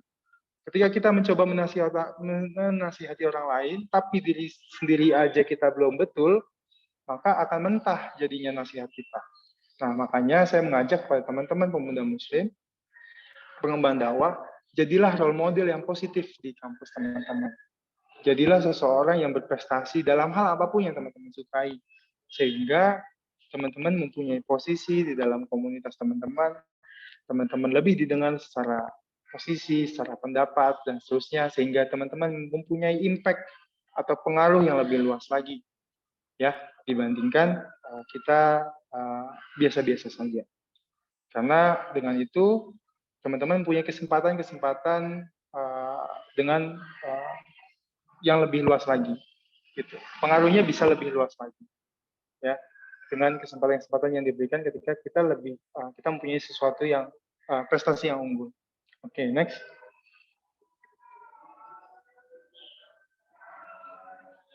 Oke, ini satu diskusi aja. Next, sama Jamai kita udah sama-sama tahu bahwa sesuatu perbuatan yang dilakukan secara berjamaah untuk mencapai suatu tujuan tertentu, tujuan yang sama-sama disepakati. Next.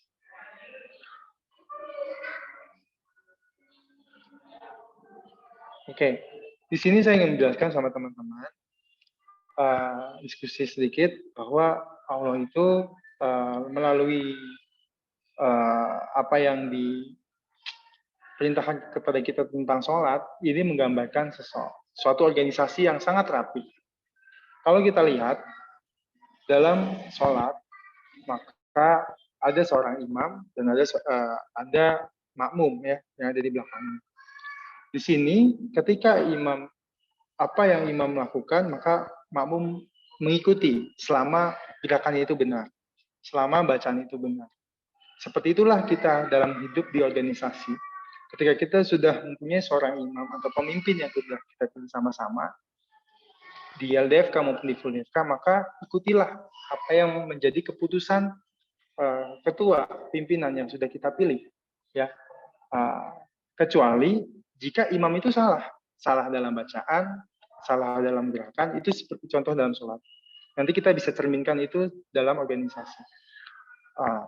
Di dalam sholat diajarkan ketika salah mengucapkan subhanallah, maka imam itu harus membenarkan bacaannya yang salah atau membenarkan gerakan-gerakan yang salah. Nah, Allah di situ ingin mengajarkan kepada kita bahwa jika pemimpin kita salah, jangan kita tinggalkan. Makmum, imam salah, udah tinggalin sholatnya. Jadi sholat sendiri imamnya. Allah nggak mengajarkan gitu, maka bilang subhanallah. Nah, begitu juga ketika imam salah, kita nggak menjudge imam itu, nggak menghina imam itu, dan seterusnya. Kita hanya mengucapkan subhanallah. Nah, begitu rapi, begitu indah, saf-saf sholat, tersusun dengan rapi. Ketika imam bergerak, semua ikut bergerak, serentak, ya kan, kompak, solid. Nah, sholat seperti itu. Dalam organisasi juga sama. Jadi ketika pemimpin kita salah, ketua kita salah, pasti punya salah. Gak mungkin ketua punya selalu benar, pasti punya salah. Nah, ketika ketua punya salah, bukan berarti kita judge ketua itu, ya, termasuk ketua di organisasi atau ketua departemen atau ketua kelompok atau apapun itu. Tapi nasihatilah, ya, dalam sholat subhanallah. Tapi kalau dalam kehidupan sehari kita nasihatilah, bukan kita tinggalkan atau bahkan kita hina ketua itu. Nah, begitulah seperti kita seorang anggota, maka taatlah sama ketua, apa yang diperintahkan, apa yang diamanahkan kepada kita, maka kita harus patuh dan taat sama ketua selama itu benar, ya. Oke, itu aja untuk yang di slide ini. Next. Ya, pasti ya segala sesuatu yang terorganisir dengan baik, seperti negara-negara yang kita lihat saat ini menyerang negara Islam, mereka punya sistem yang baik dan semuanya, mereka pasti akan berkuasa. Hanya dalam organisasi pun, segala sesuatu itu harus terplan dengan baik. Ya mungkin kita sudah sering dengar ya, POAC, plan, organizing, evaluating, controlling, dan seterusnya. Itulah ilmu manajemen. Intinya, itu teman-teman sudah pernah dapat tentang ilmu planning, organizing, evaluating, dan controlling. Nah, kenapa harus seperti itu sih? Karena memang sesuatu yang direncanakan pasti akan membuahkan suatu hasil. Orang yang udah direncanakan aja pasti ada hambatan kok. Hamin 2, Hamin 3, apalagi nggak direncanakan. Gitu. Oke. Termasuk dalam dakwah ini. Semua pasti butuh strategi. Nggak melulu dakwah itu tentang mengajak kepada sholat. Nggak melulu mengajak kepada tentang ibadah-ibadah yang saklek gitu ya, yang formal. Tapi banyak dakwah itu dari kita misalnya menonton film-film yang menginspirasi dalam kegiatan bermain, yang dalam permainan itu menyatakan bersama Allah dan seterusnya dan seterusnya. Mungkin kalau misalnya teman-teman sudah melihat beberapa role model ustadz yang ada di generasi milenial saat ini, mereka semua berusaha untuk berbaur terhadap apa yang pemuda saat ini sukai. Nah, mereka dakwah lewat situ. Jadi harus punya plan. Mereka pasti punya plan di balik itu semua, sistematis. Kalau teman-teman pernah tahu, kenapa Muzamil itu ditampilkan ke publik untuk dilihat secara kualitas suaranya dan seterusnya. Kemudian Ustaz Anak Taki ditampilkan ke publik dan seterusnya. Itu semua mereka terorganisir, ya. Terorganisir sistemnya seperti apa yang dalam aspek apa mereka akan ambil, nanti metode dakwahnya seperti apa, mereka terplan dengan baik. Mereka selalu membuat, mereka punya circle, Muzamil, Setanan, dan seterusnya itu mereka punya circle untuk mereka menyiapkan strategi itu di organisasinya mereka. Oke, next. Termasuk dalam suatu organisasi, negara, atau bahkan dunia. Oke, next. Jadi kita harus sama-sama. Oke, next saja.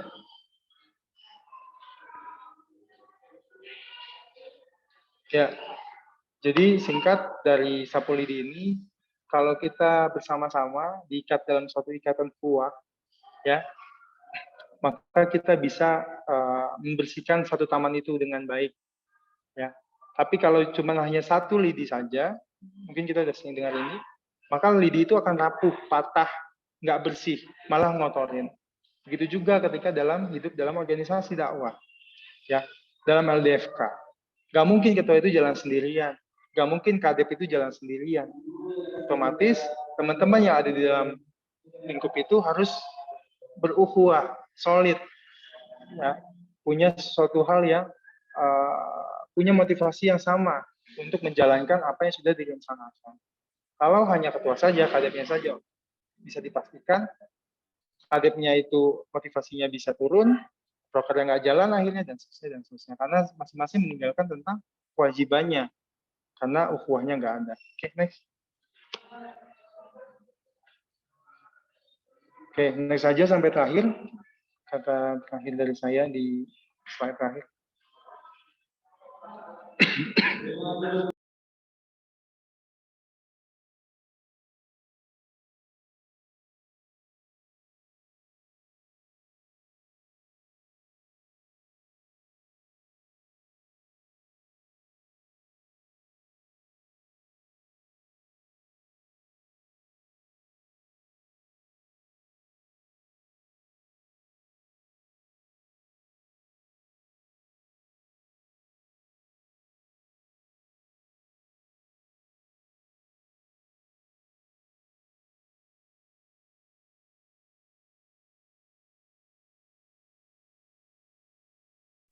Ya, ini dia.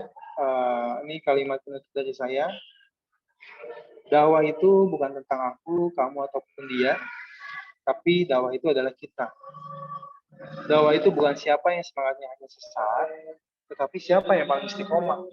Dakwah itu bukan tentang keunggulan diri sendiri, tapi siapa yang paling bermanfaat untuk sekitarnya. Oke, boleh next slide. Sambil jalan aja, saya pamit, saya tutup, kurang lebihnya mohon maaf. Silahkan kalau mau ada yang sharing. Terima kasih. Oke, stop di sini. Waalaikumsalam warahmatullahi wabarakatuh. Baik, terima kasih kepada Dr. Fakhri Haidar Anis. Jadi hari ini kita sudah mendengarkan materi yang Masya Allah menarik. Saya menyimak juga merasakan ya materinya ini sepertinya sangat relate dengan posisi kita saat ini, yaitu sebagai apa ya, istilahnya aktivis dakwah, bisa dibilang seperti itu ya. Jadi sebenarnya teman-teman, tugas kita itu ya bukan kaleng-kaleng lah ya istilahnya.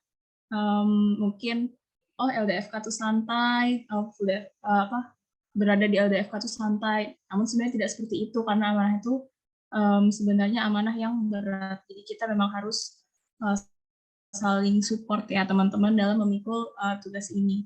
Oke, baik ya teman-teman, tadi itu materinya yang sangat-sangat menarik ya. Dari teman-teman, monggo, apakah ada yang ingin bertanya? Silakan kepada dokter. Semuanya boleh bertanya ya. Jangan ada yang ini. Maksudnya kalau ada yang bertanya, kasih waktu aja biar bisa sharing. Masih lama kan waktunya? Ya, dok. Pak, ini sudah ada 3 orang ya, Rizwan. Baik, kita mulai dulu. Ya, dari Akh Lutfi, monggo pertanyaannya.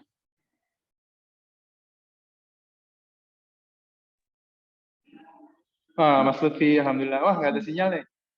Halo? Halo, Mas Lutfi. Jaringannya masih kegangguan. Ini Mas Lutfi, kalau misalnya terganggu, lewat chat, Mas. Lewat chat. Oke.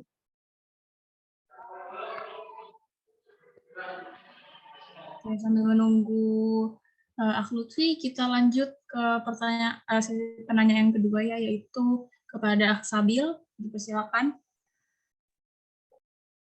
Terima kasih atas kesempatan.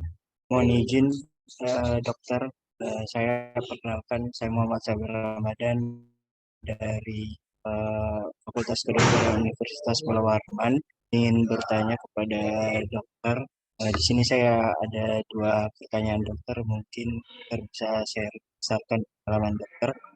Pada LDFK itu kan harus sama-sama bekerja sama-sama istiqomah. Nah, itu dokter bagaimana cara membangun keistiqomahan itu dokter antar anggota, baik itu mau kadep dengan anggotanya. Itu sih dokter yang pertama. Dan yang kedua, dari sudut pandang dokter lebih penting yang mana dokter, antara kualitas dari anggota LDFK itu sendiri atau kuantitasnya? Terima kasih dokter. Oke, Mas Sabil. Mas langsung dijawab apa lanjut pertanyaan dulu deh? Pertanyaan kita Iva ingat ya? Pertanyaannya diingat ya? Insya Allah. Oke, Insya Allah diingat ya. Jadi kita lanjut dulu ya teman-teman untuk pertanyaan ketiga dari Ahmad Ahdal. Silakan.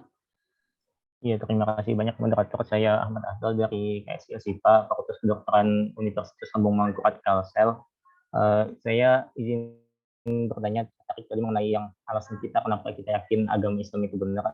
Jadi dok, saya itu juga dulunya itu agnostik dok, dan saya itu yakin kenapa Islam itu benar dengan melihat bukti-bukti kebenaran Al-Quran itu dari sains. Dan setelah itu saya yakin Islam benar, tapi saat ini saya itu kepikiran lagi dok, gini, saat saya itu yakin bahwa Islam itu benar, tapi saya jalan untuk meyakini Islam itu benar itu melalui sains. Ternyata sains itu kan nggak 100% benar. Nah, jadi saya itu meyakini Islam 100% benar dengan sesuatu yang tidak 100% benar. Ini yang jadi menimbulkan keraguan di saya gitu dok. Jadi bagaimana ya dok supaya keyakinannya memang benar-benar mantap dok. Seperti itu dok. Terima kasih banyak dokter. Oke, terima kasih atas pertanyaannya. Tadi bagaimana kita membangun keyakinan ya atas keislaman agar benar-benar mantap. Oke, ini sepertinya belum ada yang ingin bertanya lagi ya. Syukur atas pertanyaannya,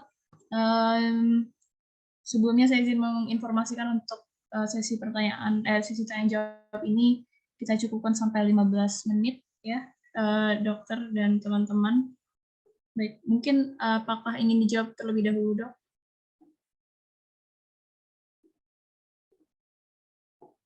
Halo? Apakah suara saya terdengar jelas?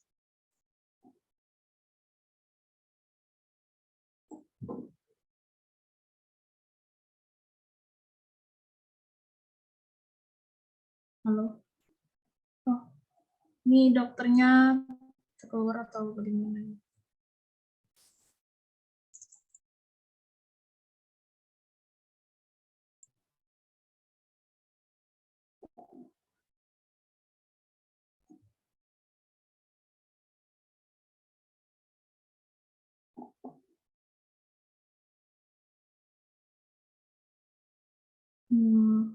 Oke. Oke, sambil kita menunggu dokternya join kembali. Ini yang on cam nih baru. Oke. Assalamualaikum. Oke, sorry saya terputus. Iya. Halo dokter? Ya. Ya, gimana Pak? Ya, tadi untuk pertanyaannya sudah semua. Iya, yang raise hand tadi sudah menanyakan, tapi tadi Lutfi belum lihat, jadi mungkin masih kita tunggu saja sambil menunggu kita jawab dulu dok dari pertanyaan Sabil, yaitu bagaimana membangun istiqomah sama tadi belum pertanyaan, ya, apakah ingin dijawab? Oke, 2 pertanyaan tadi ya dari Mas Sabil ya. Oke, Iva silakan dijawab Iva. Ya, Mas saya yang bisa dijawab.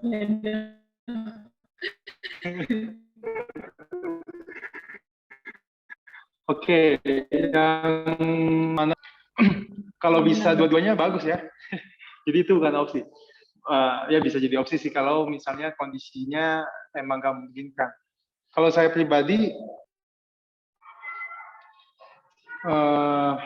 saya lebih kalau di awal saya akan fokus kepada kuantitas dan kualitas, Mas Sabil.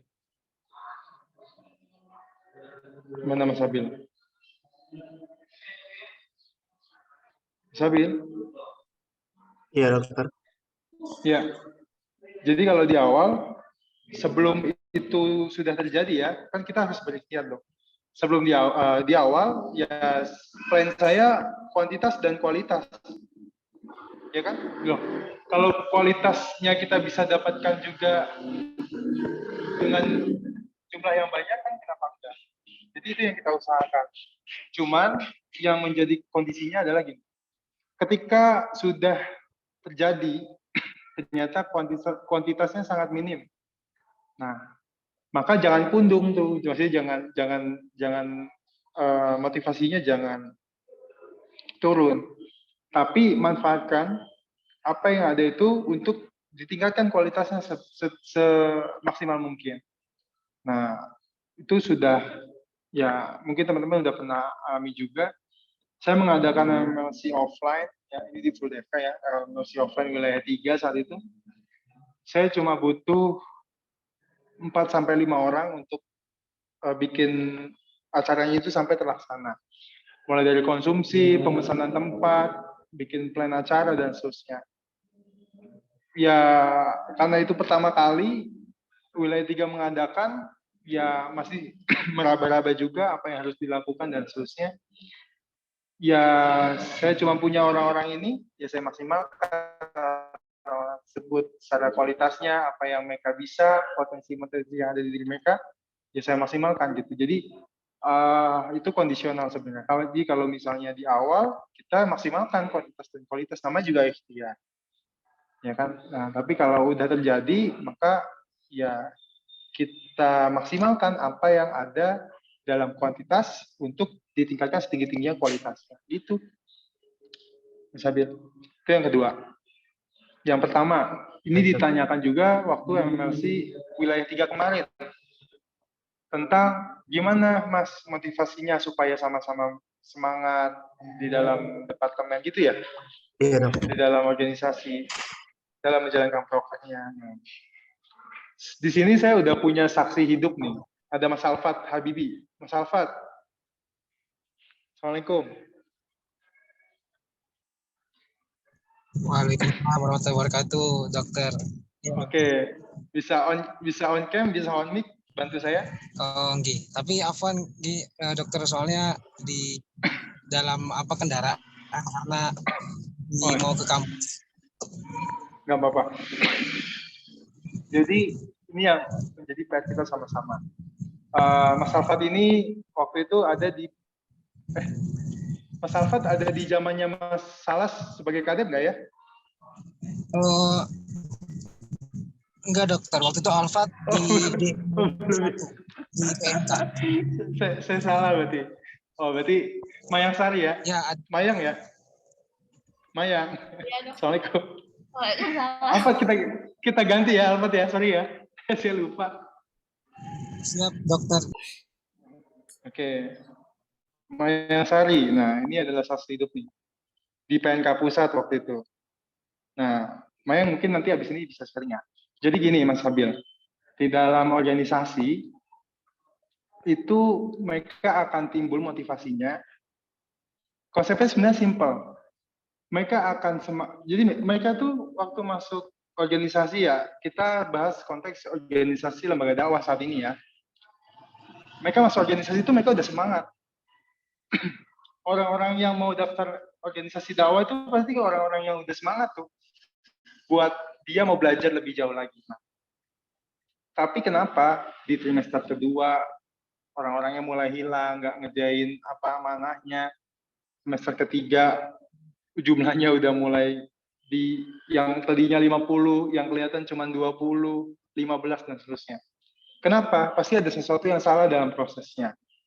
Sehingga motivasi yang tadinya tinggi itu akhirnya drop lama-kelamaan karena prosesnya yang salah. Jadi saya mau menjelaskan, saya mau sharing ke teman-teman yang ada di forum ini, di wilayah 4 maupun LDF yang mendengarkan. Dalam organisasi, khususnya dalam organisasi dakwah, tidak hanya melulu tentang proker. Ya, garis bawahi, tidak hanya melulu tentang proker. Misalnya seperti ini, Iva, saya bisa komunikasi dengan Iva sekarang. Iva sebagai kadep PNK misalnya, kadep kadep syiar deh, kadep syiar. Ya. Oh enggak, Iva staffnya, saya kadepnya Iva. Setiap rapat saya hanya fokus sama Iva sudah mengerjakan apa yang menjadi targetnya. Targetnya sudah apa aja yang sudah dilaksanakan. Kenapa itu bermasalah? Tolong diselesaikan. Ya kan? Dah. Setiap pertemuan selalu bahasnya itu. Iva mana? Prokernya udah dijalankan belum? Ada masalah apa?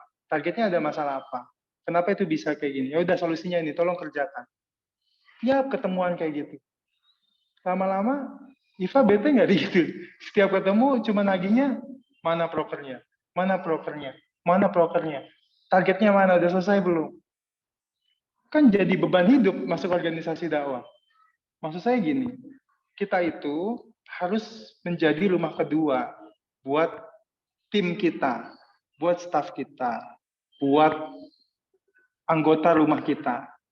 Menjadi rumah kedua nih, yang orang itu merasa nyaman untuk kembali ke rumah itu. Kalau kayak tadi, Iva kira-kira nyaman nggak kalau tiap ketemuan cuma ditagihnya itu, di chat mana, dunia nyaman nggak Iva? Tidak nyaman dok. Tidak nyaman ya? Saya sendiri pun merasakan itu menjadi sesuatu yang nggak nyaman. Kok saya seperti ditagih-tagih terus ya? Kan saya nggak cuma ngerjain hanya ini aja, ya udah sih sabar dan seterusnya misalnya gitu. Karena masa nggak nyaman kok setiap ketemu hanya ditagih tentang proker, target, masalah apa dan seterusnya. Akhirnya nggak nyaman teman-temannya. Akhirnya mereka bete, malas buat ikut kegiatan. Karena kenapa? Bukan jadi rumah kedua buat mereka, beban buat mereka, beban kedua. Orang udah sibuk di kampus, udah punya tugas yang banyak dari dosen, dari teman-teman kelompok, bikin tugas dan seterusnya. Ditambah tugas lagi di LDFK, tiap hari ditanyain tentang tugas, tentang tugas, tentang tugas, tentang tugas, tentang tugas. Capek orang jadinya malas untuk hidup di dalam organisasi itu. Kenapa mereka memilih organisasi itu? Karena mereka ingin menjadikan organisasi itu menjadi rumah kedua buat mereka, menjadi tempat yang nyaman setelah rumahnya mereka, teman-teman yang nyaman untuk mereka bisa sharing, untuk mereka bisa berbagi masalah, untuk mereka menanyakan pendapat, solusi, usulan tentang masalah-masalah pribadinya, masalah-masalah yang mereka temuin di kampus. Jadi nggak hanya tentang tugas, target, mana tugas, target, kayak gitu capek hidup di organisasi kayak gitu. Jadinya nggak ada rasa kekeluargaan. Jadi nggak hanya melulu tentang proker, maka timbulkanlah rasa kekeluargaan itu, rasa simpati dan empati terhadap sesama anggota. Jadi setiap kumpul nggak hanya melulu tentang bahas proker.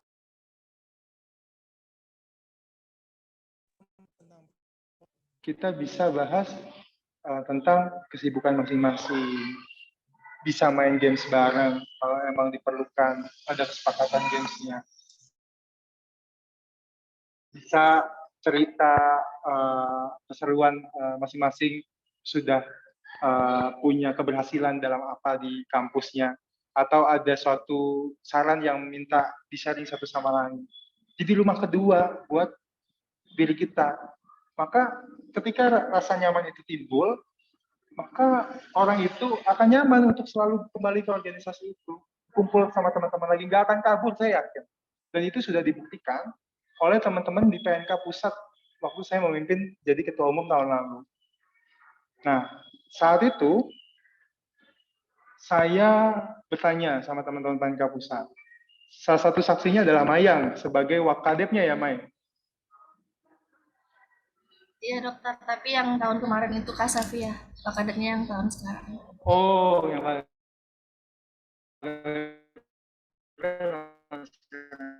lalunya mereka itu rapat itu sampai larut malam. Di Full DFK Indonesia, anggotanya itu kan ada yang di wilayah barat, ada yang di wilayah timur. Jadi perbedaannya ada yang